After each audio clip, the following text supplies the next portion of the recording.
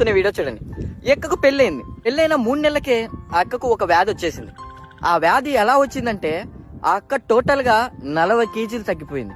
40 కేజీలు తగ్గిపోయి ఒక వింత జీవిలా 20 కేజీలతో ఒక చూడ్డానికి ఒక అస్థి పంజరంలా తయారైపోయింది.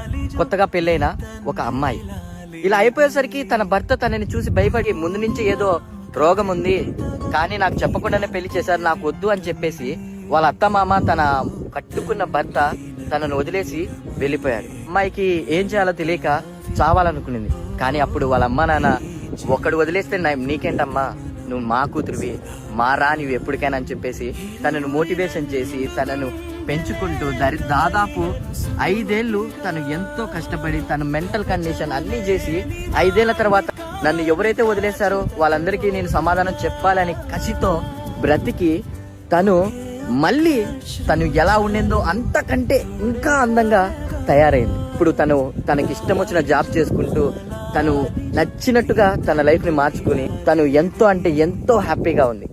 ఆ అక్క ఒక మాట చెప్పింది, మన కష్టాలు ఉన్నప్పుడు బాధలో ఉన్నప్పుడు ఎవరైతే మన తోడుగా ఉంటారో వాళ్ళే మన సంతోషంలో ఉన్నప్పుడు కూడా వాళ్ళే మన పక్కన ఉండాలి అని చెప్పేసి. ఇది నేను ఇప్పుడు ఎందుకు చెప్తున్నా అంటే కష్టంలో బాధలో ఉన్నప్పుడు ఎవరైతే మన పక్కన ఉంటారో మనతో ఉంటారో వాళ్ళే నిజమైన స్నేహితులు, ట్రూ లవర్స్.